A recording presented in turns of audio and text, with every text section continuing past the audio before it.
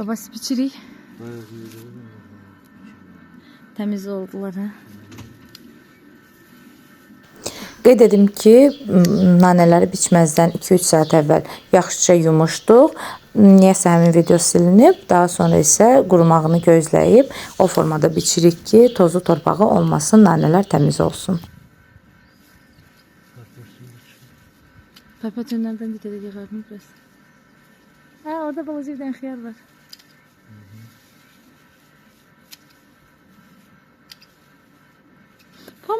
Nanələr niyə belə ağaq salırlar axı? Mənim də küçədəki nanələrim belə olublar hamısı. Nədir görəsən o?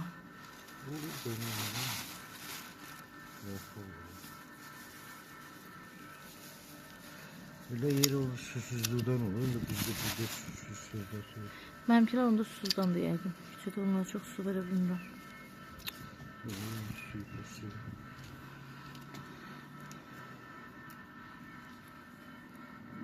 Bu da bu ağac da yoxsa otdur, bu nədir belə?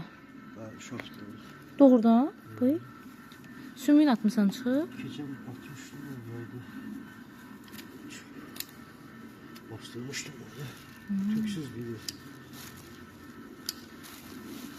O birisi şaftalının qabığı, şey deyəsən, qarpağı deyəsən enli olurdu, hə? Nəyi? O birisi şaftalının, tüklü şaftalının. O da belə nazik olur.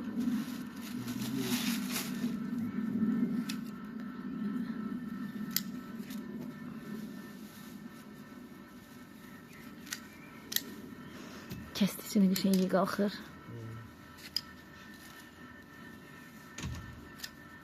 Xeyli var ha.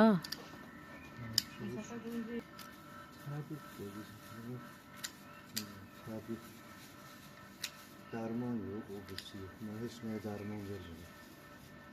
Heç yüzü yox, dərmansız. Peyin də tökmüsən, hə, torpağına? Peyin ölçü, peyin verəm.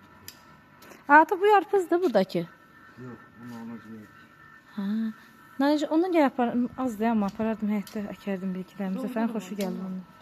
Ona bir iki kilo apararam həyətdə əkərəm. Müzəfər onun çayını xoşlayır. Heç namaz mütqı bax.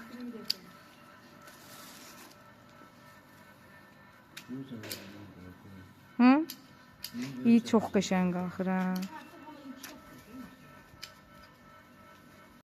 Nanələri yığdıqdan sonra bir süfrənin üzərində evdə qapalı rejimdə mümkünsə qurumağa səririk. Çünki günəşin altında sərilən zaman, qurudulan zaman nanələrin rəngi qaralır. Bir neçə gün keçdikdən sonra isə quruduğunu hiss edəndə yarpaqlarını yonuruq. Bu şəkildə alınır.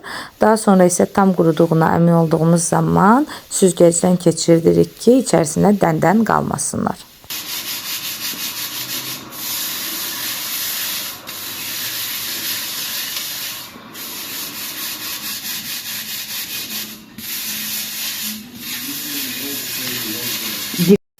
Süzgəcdən keçirdiyimiz nanələri bankaya yığıb qapağı bağlı şəkildə istifadə edəcəyimiz vaxta qədər bir şkafda saxlayırıq.